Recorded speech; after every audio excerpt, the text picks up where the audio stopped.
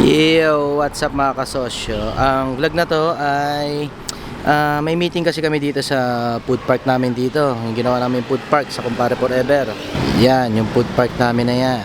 May meeting ako sa mga merchant. Magmi-meeting kami dahil syempre kailangan ng kaayusan sa platform business na to. And ito yun, start na. Una sa lahat, consider na natin isang buwan na tayo, November 12 to November 30. Tinapos ko na muna bago tayo magkita-kita. Baka ito na yung huling general meeting natin eh. Malabo talaga makumpleto eh. Walang general meeting. Walang ganun. Ang sunod na setup, it's either lalapitan ko na lang kayo isa-isa na matrabaho sa party ko, o kaya tatanggapin ko na ilan lang ang darating pero magbibideo na lang ako para i-send ko na lang doon sa GC. Yun lang ang magagawa natin eh. Saka isa pa naman, lahat tayo tindero dito sa mga negosyo natin, di ba? Pag iniwan nyo, kailangan may bantay. Yung iba sila na yung may-ari, sila pa yung nagtitinda. So malabo talaga na makumpleto. Kaya kung may concern, wala tayo ibang magagawa kundi sa GC lang. Etong general meeting na to, eto na yon. Walang tsansa na makumpleto lahat. Marami tayong pagkaka-issuehan dahil nagdinegosyo tayo lahat. Kaya nung sinabi ko nung unang meeting na wala rin naman yung iba, lahat ng issue, pag-uusapan natin ng maayos. Kasi hindi under yung bazar natin nang walang pagkakaisa. Una, magkalinawan. 3 ang gastos natin. Dito tayo sa problema kagad. Wala nang ano-ano. Una, yung rent per month, tama ba? Sumunod, yung each utilities.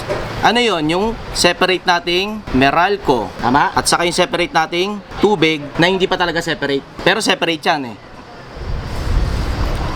Kasi may pangatlo pa tayong gastos.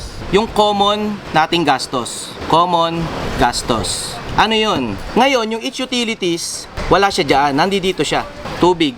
Common gastos natin lahat yan. Ano pa yung common gastos natin? Yung common na electricity. Ito yon, yung gastos sa electric pan. Sa ilaw, common yan. Iwala yan dun sa Meralco ng bawat isa ha.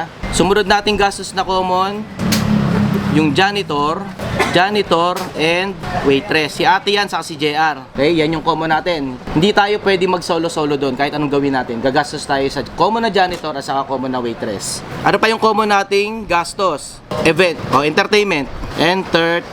Common nating gastos yan. Hindi tayo pwede magkanya-kanya. Si Sir Ray, nung Friday, gustong mag-entertainment. Hindi pa buo sa loob ko na mag-entertainment kasi hindi pa tayo nagkakasundo kung paano natin paghahati-hatian yung entertainment. Pag ginawa ni Sir Ray yun, sinolder niya yung buong... May pakulo kasi si Sir Ray eh, takoyaki. May gimmick si Sir Ray na eat all you can o pabilisan ng fast eating challenge, ano? Gastos ng Rick Rude yun. Tapos yung premyo, maghahati kami. Pag sinimulan ni Sir Ray na hindi tayo nagkakaintindihan, magulo yung mga susunod. Ang the best sa entertainment, may common pot lang tayo ng pera, tapos yun yung gagastusin sa entertainment. O kaya, kada entertainment, saka lang ako maniningil ng kanya-kanya. Matrabaho na naman sa part ko, pero at least wala tayong samaan ng loob. Pero pag-usapan pa natin mamaya yung entertainment ha, kasi yun yung mas blur siya eh, kung paano. Pero pag wala tayong trinabaho sa entertainment, lalangawin yung food park natin. Kaintindihan? Kaya mahalaga siya. Sumunod na, common nating gastos. Improvements. Ito, gusto ko lang i-discuss. Improvements. Halimbawa, ang unang improvements na gusto kong i-execute natin, magkaroon ng upuan sa labas at saka ng mesa at saka ng ilaw. Para sa lahat ng dadaan, makikita na may tambayan sa labas. Yon, malaking marketing yon sa labas. Kasi yung sumunod na improvements, tayo na mag-shoulder. May susugal na isa, may mag-invest o kaya, kada gastos, maghahati-hati na kagad tayo. Depende. Pag gumana yung upuan sa labas, papaupuan din natin dito sa gilid. Ayun na yung sobrang mesa. Kasi napupuno tayo ng weekends eh. Pag puno na, wala nang maupuan. Dilikpit lang yung labas at saka dito sa labas, saka dito sa likod. Dilikpit lang siya. So matrabaho rin sa part ng janitor saka ng waitress natin. Pag naman gumana, saka natin permanent sa labas. Pero pag di gumana, hindi gumana. Balik ulit. Kasi pwedeng hindi gumana, hindi naman pala tumao. Tapos ilaw. Kailangan natin ng maraming ilaw sa labas. Sobrang madaming ilaw. Kasi patay-patay tignan sa labas eh. Buhay yung loob. Ang ganda ng loob. Ang problema yung labas. Tinatao tayo kasi tinatrabaho natin yung online marketing. Bago magsimula, inataw na natin yung Kumpare Forever Facebook page. Kaya tayo tinatao. May opportunity pa tayo yung sa mga napadaan lang. Improvements. May nakalimutan pa ba ako sa common gastos? May numero na ako dito. Tubig, ang total ay 67220. 67220. Mula yan November 12. Boss, rinig niyo ako dyan? Mula yan November 12 hanggang November 30. May problema na naman ako dyan. Baka mag-away-away tayo. Paano ko hahatiin yan ng tama nang hindi tayo sabay-sabay nagsimula? Paano yung math? Hindi tayo lahat nagsimula ng November 12. Tapos may iba sa inyo, sarado. Tapos yung iba sa natin kasisimula lang nung isang araw. May nagsimula tapos nagsara. Paano ko hahatiin ngayon yan ng tama nang hindi kayo magagalit sa akin? Isang linggo ko na yan kinapayat dahil hindi ako makakain. Paano ko hahatiin yung tubig? Baka sa tubig pa lang pag hinati ko yan, magkakatampuhan na tayo. Naiintindihan nyo ba yung problema ko? Kasi pag nagkamali tayo sa hatian, deep inside sa inyo, galit kayo sa akin. Dahil nasobra ng 100 yung sa inyo. Sino pinakabago? Sa atin, na nandito. Wala rin sila Only Wings. Sila Boss Pares, andyan? Wala rin dito. Ay, Pares, kailan kayo nagsimula? Last week lang ha. O, sabihin na natin lahat tayo, nagsimula ng November 12 at saka November 30. Magkano ang paghatian natin sa 6, 7, 20? Paano kaya sa ating per day? Nung days na pinasok mo, days ng nag-operation ka. O, sino tatrabaho nun? Eh, siguro, kailangan natin per day natin, syempre alam naman natin siguro kung anong araw tayo pumasok. Tapos, yun na. Wala na kayo bang gagawin pong araw kundi magkwenta ng pinagagawa natin dito? Hindi mo problema nga eh. Kasi hindi mo yung per day dun sa mismo amount. O, paano natin hatiin yun? Doon pa lang, yari na tayo. Wala tayo naman. Pero sigurado, Paano, sir, Ma'am Angel? Pero sigurado sir, ganun yun. Sige. Mangyari. Si Ma'am Angel, may idea. Po yung sir, yung per day po. Pwede po natin anuhin po ilang days po lahat ng stall. Tapos i-divide po natin yan. Kunyari Sir Arvin, Pwede ako Kailangan gumawa ng muna. Excel, sir. O, sige. kailangan mo na malaman lahat ng day nila. Tapos ipagpa-plus-plus, tapos i-divide dyan. Pwede po akong gumawa ng Excel na may formula na po. Okay. Pero dapat transparent talaga. Okay na mag-compute. Ako magbibigay ng total. O, sige, ganito ha. O, sige. Eto, bayad na yan araw-araw. Para di tayo magkatampuhan, kayo na mag-divide. Okay ba yun? O, sige. Pag may umalma sa hati, hindi ko kasalanan. Ayos ba yun? Paano araw-araw maniningil tayo? Hindi per month. Hindi. Per dulo na lang. Sino mag-abono sa atin? Ako na, walang problema. So, okay, di ba? Ganyan ko kayo kamahal. Puro ko abono sa inyo.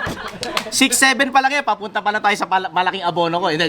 Sige, mas gusto ko yon. Akin yung total, kayo na maghati-hati.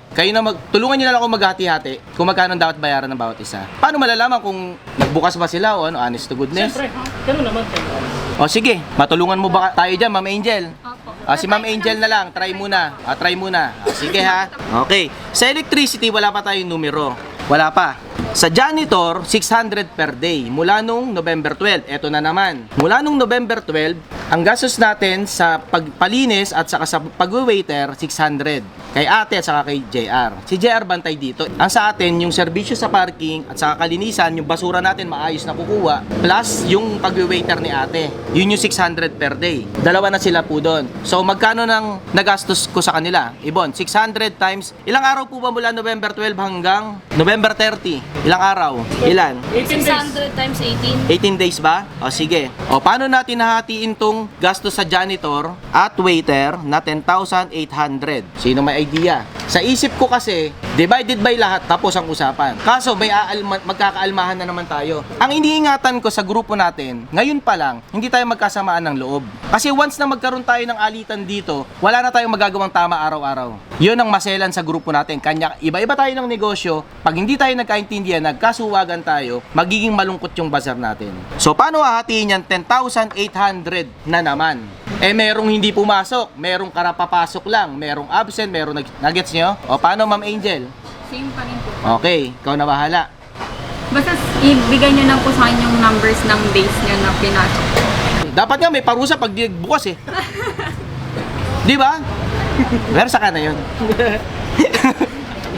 Sa SM ganun, no? Di ba? O, sige, dating gawi. Sa akin yung computation, kayo na mag-decision sa hati-hati. Pangunahan muna tayo ni Ma'am Angel. Tingin ko safe ako doon. Ano, Ma'am Angel? Bigay nyo lang po sa akin yung days nyo po na pinasok mula 12 hanggang ngayon. Hanggang November ano muna? November 30 lang para sarado tayo lagi. Ito pala si Ibon, isa sa sekretary ko. Ibon, ikaw na lang atasan ko na kunin mo lahat ng araw na nagbukas yung bawat isa. Sige. November 30 lang. Hanggang November 30 lang ha. Okay. Sige, next. Entertainment, improvements. Entertainment, yung unang linggo natin, unang 8 days, ang gastos sa entertainment, yung instrumento dyan nung una, ang renta doon ay 2,500. Tapos yung tigakanta, 1,000 yun per day. So magkano yung per day?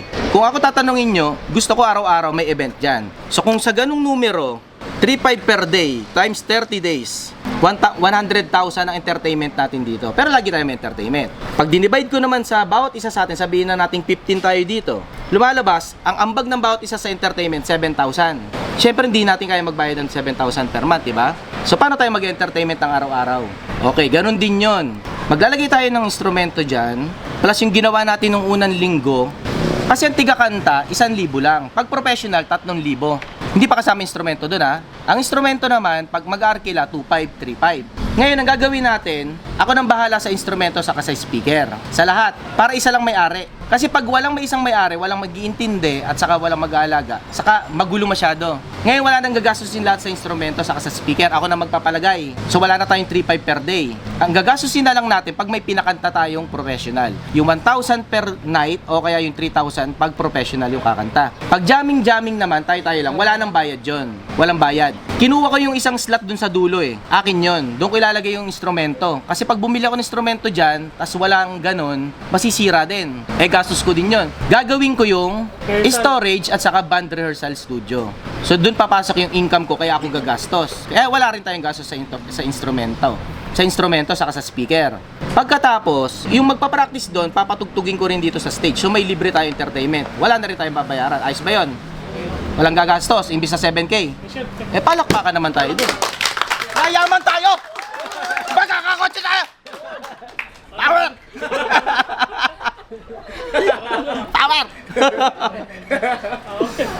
Kasi, tinanong ko kayo nung unang linggo, yung share pa lang tayo ng 3K sa entertainment, nakita ko naman sa mga mukha natin na mabigat masyado. Tignan nyo naman yung sales. Kinumpute ko rin yung mga sales ng bawat isa. Mahina pa kasi tayo ngayon. Pero para lumakas tayo, kailangan natin ng entertainment at saka ng improvement. Eh kaso wala pa tayong pambigay. Anong mangyayari sa atin? So kailangan may pupusta. Ako na muna pupusta. Saka na tayo ulit mag-usap pag gumana na. Ngayon, magtulungan muna tayo. So sa entertainment, basta walang kumakantang professional, wala tayong bayad. Sa Sabado, Linggo, mag-arkila tayo ng kakanta, 3,000. Yung gabi na yon, singilan na kagad. Okay ba yon? Halimbawa lang, kung 2,000 yung kumanta, yung banda nun, yung gabi na yon, singilin na kagad natin. Hati-hati na lang tayo. Rekta na. Okay ba yon? Yun take ko sa entertainment. Wala nang pot money na entertainment. Entertainment per night. Yung unang linggo pala natin, yung unang linggo na, yung unang 8 days, ang nagastos ko doon, 20,000 plus. Yung renta, ng gamit pa lang yun. At saka yung mga kumakantang, hindi pa nga professional eh. Hindi ko na rin sisingilin, akin na lang yun. 20,000, hindi ko na sisingilin. Yung masusunod na lang, okay lang ba yun sa atin lahat? Baka pag dumaan pa ako dyan, galit pa kayo sa akin. Kailangan kong gawin yung unang linggo na yon kasi kailangan ko malaman kung magkano gastos sa entertainment. Pag hindi, huhula tayo. Yun yung totoo. 20,000 a week. So nag-isip ako ng paraan para tayo magkaka-entertainment na hindi tayo gumagastos. Yun na yung para sa akin. So dito sa Bazaar, yung business kong isa, band rehearsal na walang bayad. Walang bayad yung band rehearsal, pero dapat maayos sila at dapat tumugtog sila sa stage. Ayos ba yun? Tayo lang may ganon. Saka sir, sino magbabantay ng band rehearsal kung sakali? Tao ko rin. Ano tao? Akin na rin yun. Baka galit pa kayo sa akin dyan pag dumaan pa talaga ako dyan. Yung unang meeting kasi nagsabi ako may ambagan. Pag daan ko kinabukasan, nakasimangot na kayo sa akin. Wala pa ako sinisingil nun ha. Hindi tayo pwede magkagalit-galit, hindi kayo pwede magalit sa akin. Hindi tayo uulad niyan magkakasama. Mahirap magkatampuhan. Lahat ng food park na nabulok, magkakaaway kasi yung mga tenant. Naintindihan? Yun talaga. Una, maganda yung food park, pero nabulok kasi nagkaalitan na. Unang laban dyan, pag nagkatapatan ng paninda. Walang nananalo sa price war. Pag nagkatapatan kayo ng tinda, maglalaban na lang kayo sa presyo. Ang problema doon, walang nananalo. Yung maraming nabebenta, wala rin kinikita yung kututusin. Yun ang price war. O, malinaw na sa entertainment? Improvements. Unang improvements natin, yung electric pan ng opening. Ilang oras na lang, opening na, wala pa tayong electric pan. Pag walang nagmalasakit, yung unang araw natin, pawis tayo lahat. Sino magmamalasakit? Syempre ako. Bumili tayo ng 10 ganyan. Ang presyo niyan, 2,100 ang isa. Huwag na tayo maghanapan ng resibo, Sus Mariosep naman. Hindi ko na rin alam kung nasan yung resibo. Basta 2,100 ang bawat isa. 10 yan, yung iba hindi pa nakabit. Kasi puputok na yung puntador. Kapansin nyo, nagpapactuate. Pero tignan nyo ngayon, hindi pa ganun kainit pero mainit na. Diba? 10 dapat yan. Urong ng konti yan dito, tapos maging 10 yan. Paano natin paghatian yung 21,000? Magkano yun? 21,000. 21,000. Paano natin paghatian yun? Ang labor nung pinakabit ko dyan, 1,000 kay kuya. Hindi ko nasasama sa computation ulit. Ma'am Angel, paano natin paghatian yung yung electric pan? Okay lang ba? Baka pag nag-ambag kayo sa electric pan, paglayas nyo, tangay nyo pa yung isa. Sabihin nyo, may inambag ako dyan, akin yung electric pan dyan.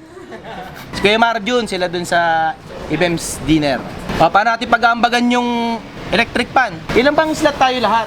Pwede ba 1,000 na lang tayo lahat doon? 1,000. Mapabukas o sarado, kasama na sila doon sa hati. Eh, paano kung bigla kayo umalis? Wala na yon, di ba? Non-refundable na yun, ha? Baka naman magalit pa kayo sa akin doon. Tuwing may bago na lang, may butaw na 1,000, yun na yun. Tapos for improvement na lang natin ilagay lagi. Ayos ba? O baka sa electric pan tayo mag-away-away, ha? Nakita, ang lungkot ng mukha nyo. Ulit, para malinaw, ha? Kasi bago dating si Kuya Marjun, saka si Ma'am Kim. Diba? Ma'am Kim, Kuya Marjun, tatlong gastos natin dito. Una, yung renta. Sumunod na gastos, yung electricity at gastos ng bawat isang store. Tulad ng Meralco ng bawat isa. Ang pinagmimitingan natin, yung tinatawag nating common gastos. Ang common gastos, yung tubig nating pinaghahatian. Na ang pinag-usapan kanina, kukumpute ni Ma'am Angel, ang total nating tubig mula nung November 12 hanggang November 30, 6,720. Si Ma'am Angel na kukumpute kung paano magbabayad ang bawat isa. Ayos? Sumunod na common gastos yung electricity. Wala pa tayong numero sa kuryente. Ang common electricity, etong ilaw, yung mga signage, yung electric pan. Bukod pa po yun sa electricity ng bawat store, ha, kasi may kanya-kanyang kontador. Bukod po yun, ha, wag po tayo malito. Sumunod na common, yung janitor sa waiter. Ang gastos sa janitor sa waiter, 600 per day. Kukumputin din ni Ma'am Angel kung paanong ambag ng bawat isa. Kasi may kapapasok pa lang, may sarado, may bukas. Si Ma'am Angel na bahala mag-compute. Sumunod yung gastos natin sa entertainment. Yung unang 7 days, gumastos ako ng 20k sa entertainment, hindi ko nasisingilin sa bawat isa. Yung mga susunod na entertainment, ako nagagastos sa instrumento, sa speaker natin lahat, ako nagagastos, hindi ako maniningil. Pero kapag may kumantang professional na halagang 3,000 per night o 2,000 per night, yun na lang yung paghatian natin sa mismong gabi. Bago matapos yung gabi, ambaga na kagad tayo. At rektang ibibigay ko dun sa entertainment. Wala akong ibubulsa. Ayos yun? At huli, yung improvement natin, kung magdadagdag tayo ng ilaw, kung may gusto tayong gawin, atin na yon. Tulad ng paglalagay ng upuan at ilaw sa labas. Yon sa atin yon. Yun yung improvements. Nakita niyo yung basura kanina? Yung dumaan. Yung janitor natin at waiter, kalinisan lang dito yon. Yung basura kanina, araw-araw yon. Alam niyo naman sa atin, dapat yun inaabutan. Sa ngayon, walang nag-aabot doon. Eventually, hindi na tayo dadaanan yan. Lalangawin tayo dito. So kasama yon sa common nating bayarin. Magkano ba dapat iabot doon araw-araw? Joshua? Sir, 100 tipo E. Depende po. Okay, para sa akin, sa dami nating basura dito, 100 kada araw dapat yun. Isama na lang natin sa common natin na gastos, okay lang ba yun? 100 kada araw iabot natin. Sa paghahatian din natin. Pag linggo, wala tayong 100 doon. So, compute na. Ako ang abono, malinaw ha. Huwag tayo magkatampuhan. Ako mag-aabono ng lahat. Ang magko-compute ng hatian, kayo. Sa pangunguna ni Ma'am Angel. Okay po ba yon? Wala akong kukubrahin. Hindi ako magpapayaman sa inyo. Ang gusto ko, yung food park natin, dumami. Ikatuwa natin na kahit wala tayong food traffic, wala tayong inuman, tinatao po tayo. Pag may tao dito, maglakad kayo sa kabilang food park, walang tao doon. Ganon tayo kalupit. Pero once na magkagalit-galit tayo, dyan sa hatian na yan, mararamdaman nyo ang tao hindi na rin pupunta dito.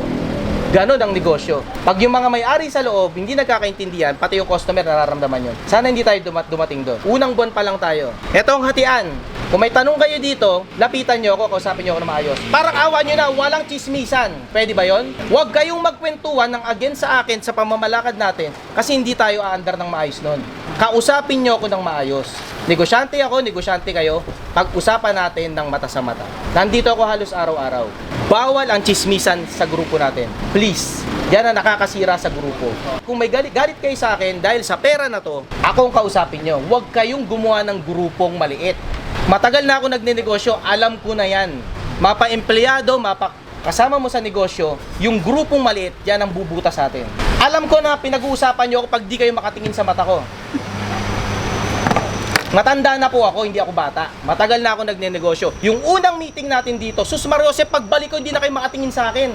Ayun ang ayokong mangyari sa food park natin. Naintindihan nyo po ba? Seryoso ako sa negosyong food park na to. Kung kayo hindi tayo nang magkakaintindihan.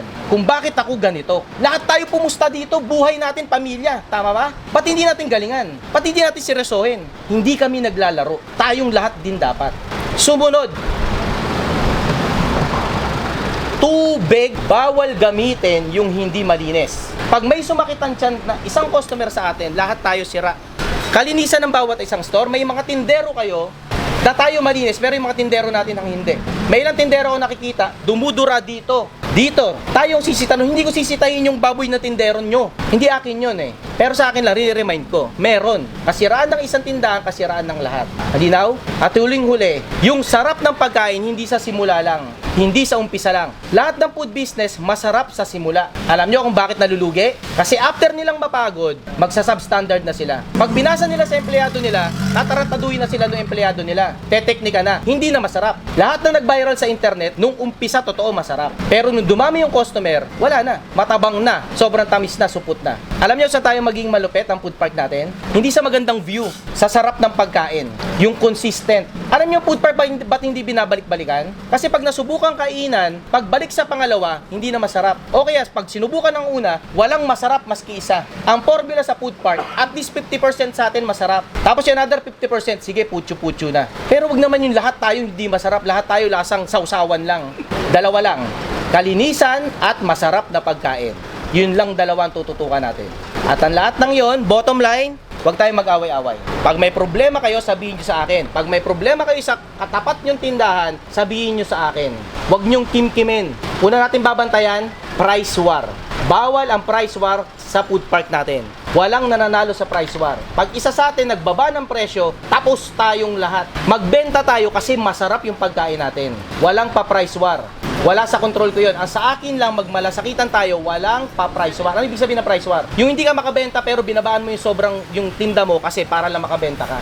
Lahat tayo talo doon. Pag di kayo makabenta, huwag nyong babaan ang presyo. Lupitan nyo yung pagkain nyo. Yun ang sikreto sa ekonomiya. Ang ginagawa natin sa Pilipinas, pag di tayo makabenta, binababa natin yung presyo. Mali yun, kaya tayo mahirap hanggang ngayon. Kung masarap ang pagkain nyo, taasan nyo ang presyo, bibili yan kahit mataas ang presyo. Huwag kayong matakot doon. Malupit ang food park natin, malinis, maayos, ginagalingan natin. Ba't nyo bababa yung presyo? Ang food park natin, pinupuntahan kasi gustong mag-enjoy sa pagkain. Magkaiba po yun. Ang food park natin, hindi kakainan ng gutom. Ang food park natin, kakainan kasi gusto nilang makaramdam ng masayang pagkakataon na kumain. Yun ang food park natin. Masaya, malinis, masarap. Maraming ibang kakainan na mura. Hayaan na natin sila doon. Huwag tayong magpatayan sa presyo. Malinaw po ba? Kung may problema kayo sa katabi nyong tindahan, huwag nyong kimkimin. Sabihin nyo sa akin, pag-usapan natin ng maayos. Usapan lang ng tatlo yan. Dalawang negosyo nagkatapat, saka ako. Ayusin natin yun. Ora mismo agad-agad. Pag walang gumit na sa atin, tayo mismo magpapatayan. Lahat tayo hindi kikita, lahat tayo masasayang yung investment natin lahat dito. May malinaw ba? Ang bottom line lang, wag na wag kayong magagalit sa akin. Ang bottom line, ako ang kakampi nyo. Ako. Huwag mangyari. Parang awa nyo na lahat na kayo kalabang ko. Dahil sa baryang pinaghatian natin. Kakaintindihan po ba? Lahat ipupusta ko sa food park. Bakit? Pangalan namin nakakabit dyan eh. Pag hindi namin ginalingan, lahat tayo lalangawi. Pues gagalingan namin, galingan nyo din lahat. Asahan ko ba kayo doon? Galingan natin lahat. Walang tatama rin.